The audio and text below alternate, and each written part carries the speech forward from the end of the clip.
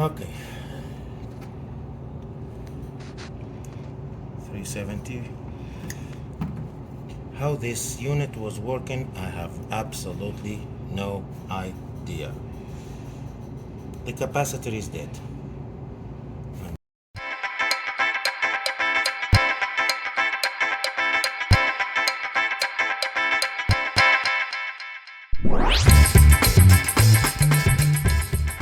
So this is a Hassman. This one is not working. The light is on. This looks like there's some stronger push. Alright. Okay, so this is kind of good.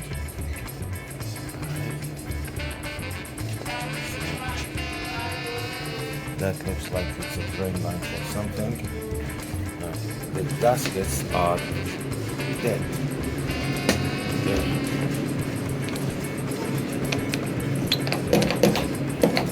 It has a knob inside.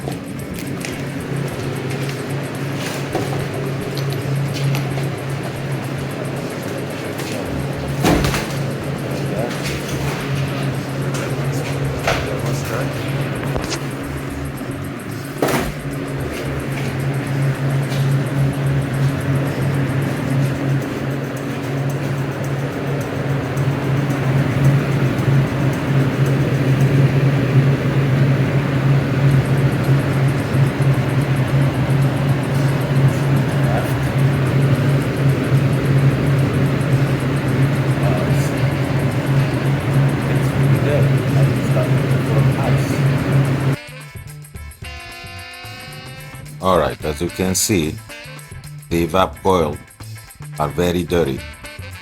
That causes the system to freeze up, which happened multiple times with this customer. The second thing, the system won't work efficiently. The heat transfer would be significantly compromised.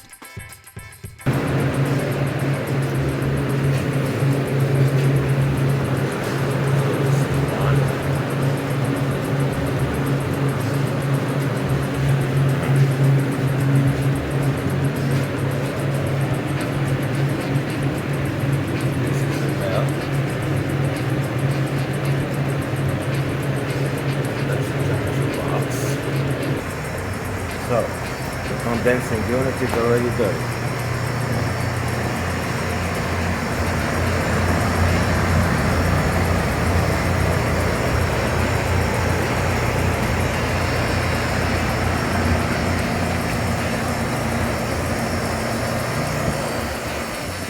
We have the throat compressor.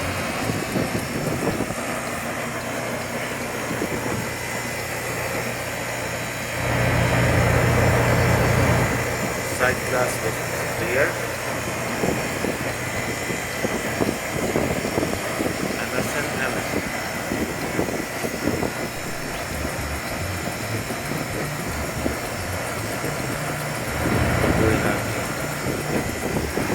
That's low pressure.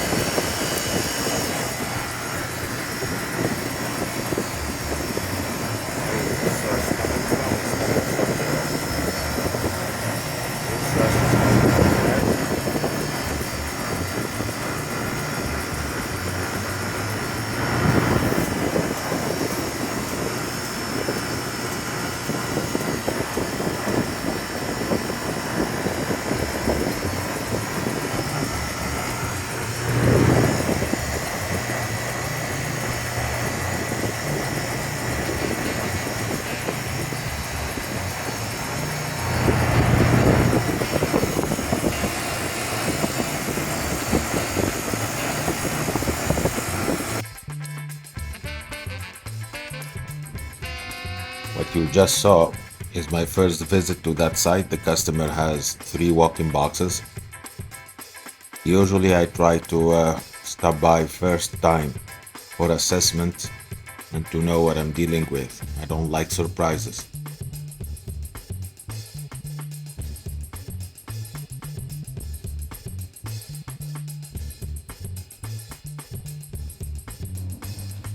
So, evaporator coil was greased up multiple times per year. So we know that the coils were dirty. We notice also that the gaskets were in bad shape. The customer wanted to replace them with OEM if possible. So I took the measurements, talked to a couple of suppliers up until I got what I was looking for. So we replaced them. They're much better ever since, and the customer was happy. Now let's see the first part of the video, the first surprise. That is how I found the door. Okay. So the door is like this. That's how I found it. So we have the liquid line coming in. Okay. Is going here through the solenoid valve. Notice the inlet and the outlet of the solenoid valve is going into the TXV. Okay, and from the TXV we have, this one is 1, 2, 3, 4, 5. It's almost 5 evaporators together. Okay, the unit looks good. So when we measure the superheat, the evaporator superheat, we put a temperature probe over here and we put the gauge over here. That's gonna give us the superheat. Small correction. When measuring evaporator superheat, it's better to put the temperature probe as close as possible to the TXV sensing bulb. That's much better approach. Now the coils look okay to me. There is a little bit of water accumulated over here. Okay, we're gonna try to address that. Alright. Now, over here is a thermostat. It's a pen thermostat. I like pen thermostats. So the sensing bulb is going this way. Okay. And it's going all the way to the back. And that's the perfect location for it. That's very good location for it. You see the sensing bulb? Okay, it's right there. Okay, it's very well put. Now, one thing I don't like, I just noticed it. Okay, there is the potential rub out over here. So we have, first thing is we have to strap this with a zip tie. Do you see it? Yeah. So this is touching. It was touching earlier. We don't want this touching. Okay. So the TXV is installed on the suction line.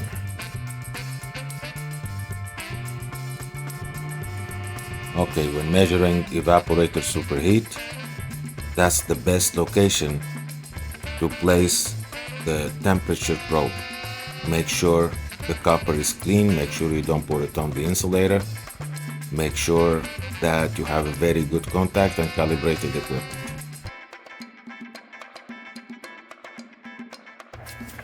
Well, it's a good location for it. Okay, I don't want to open it up because it has to be put at the correct spot. Now we have a P-trap, which is good. Okay, now I have to check later on if this is properly installed over there. So this is the evaporator coil. Okay, and it's really dirty. It's really dirty over there. Okay, it is not as bad over here. Now when we're gonna clean this, we don't want the dirt to come down here. So we probably have to open this up. We have some yellow marks over here. We started to clean them. We don't know what they are. Okay, I have the same marks in one of the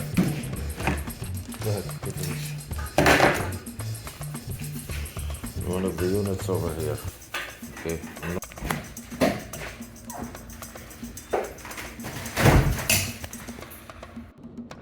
Alright, I've seen this happening in many units. Basically, when you have condensation, the water accumulates into the switch, okay, and that might either create a short, trip the circuit breaker, or create an intermittent problem. There are a couple of solutions. I'm not going to tell you no. You have to understand the system you're working with, and every problem has its own solution. But that's something serious. It needs to be addressed. Poking a hole in the bottom might be a quick patch, but it won't be per code.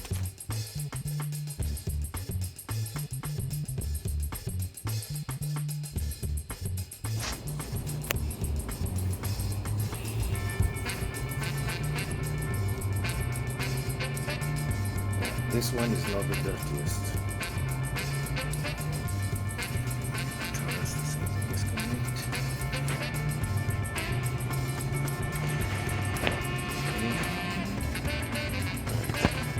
Okay, so this is our system. It's an Emerson. Okay, so this is capacitor. This is the startup capacitor. This is the run capacitor. They have a neutral here. I don't like the fact that they put tape on it. They need to put wire nuts. Okay, the contactor looks like it's new, but I'm still gonna open up and check. Okay, this is the Emerson. It's kind of it's a controller. It's a thermostat controller. Okay, and it's a good one. I like this model. Okay, now we have to trace the wires wire by wire so that we understand the system. Now the first thing is, now this looks like it's 40 microfarad capacitor, and I have to check this one, and I always want to keep them in stock. Alright, I love Copeland product. I love Emerson. They have very good product, no question about it. Okay, but then when I look the way they put the wiring together over here, it's kind of what the hell, you know? It's like you just throw wires there. It looks like spaghetti. I mean, it's crammed in such a tight space. This is every time. It's crammed in such tight space, it's almost impossible to measure voltage or amperage. If I want to check the voltage going to the coils, how am I supposed to do it without, causing either a short or something like that? You guys could do better. That's all I could say. I worked in manufacturing and I know how it is. Okay, here is a freezer. It's made by Russell. It's much more complicated system comparing to the previous one, which is a cooler. I mean, everything is organized. Everything is in spot. There is wire chases. There is no potential rub out. It's so easy to measure voltage, amperage, whatever you want to measure. I don't mean to complain, but I want to make sure that Copeland gets the message, because I'm sure they could do much better job, and they make it easy on themselves, make it easy on us, and then at the end of the day, we could make the customers happy. That's all I'm asking for. Okay.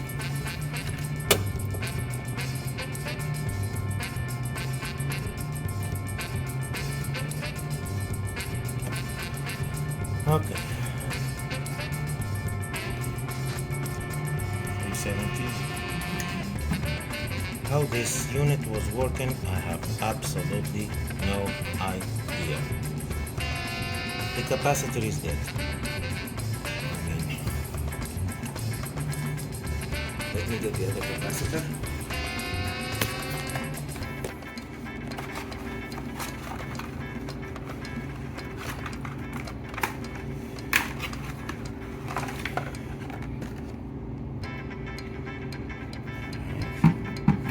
That's about the only thing I have.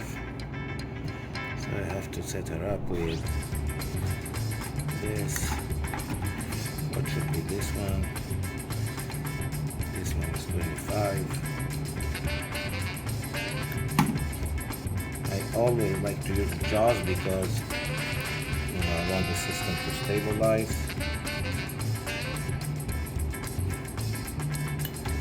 Yep, 25. So 25.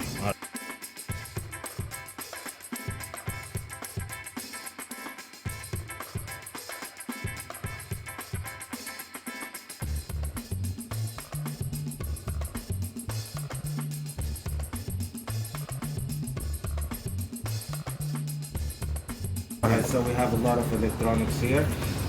So what they're doing, they're measuring the discharge line of the compressor right here.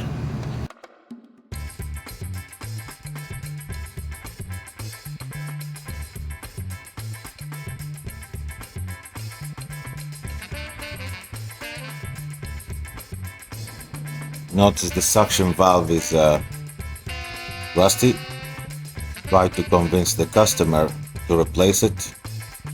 She declined, but eventually it might either leak. There is too much rust to ignore. So it might either leak or it will be kind of impossible to open and access the system should we need. It is what it is. So, you know, that's one of the reasons why we have maintenance, is to address those issues. As you guys can see, we find that the capacitor was dead. So that by itself paid for the maintenance. Plus, you know, cleaning the coils and all the other stuff.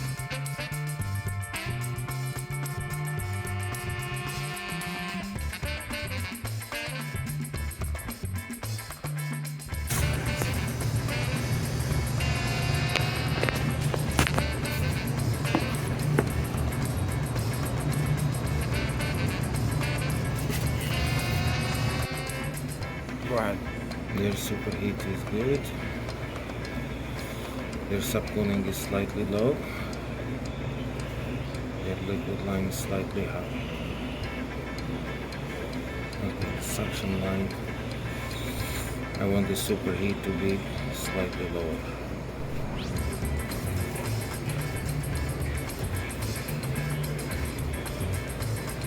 Outdoor temperature, so 81. So that's about what, 20 delta T. Okay, my approach is 23. Okay, compression ratio is very good.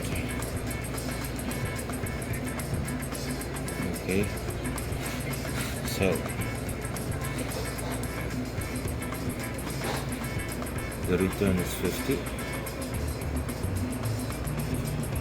Dry bulb is 50, okay, and the supply is dry bulb is 53. So my TV is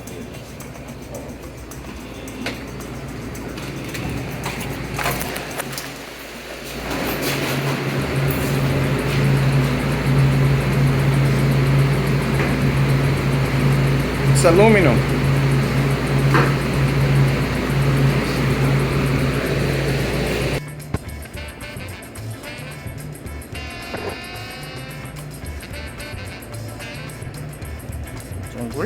Green?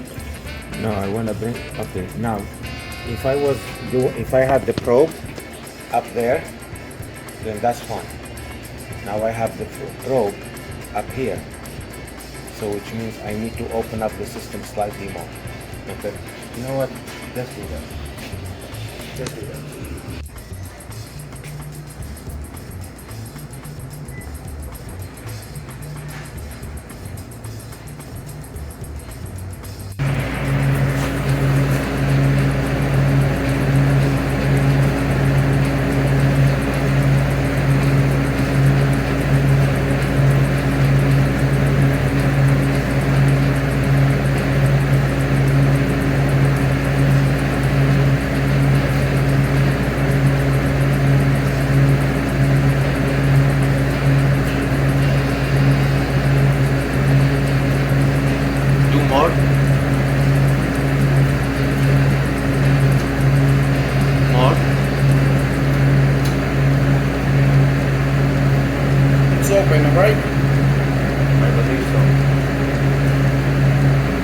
doing?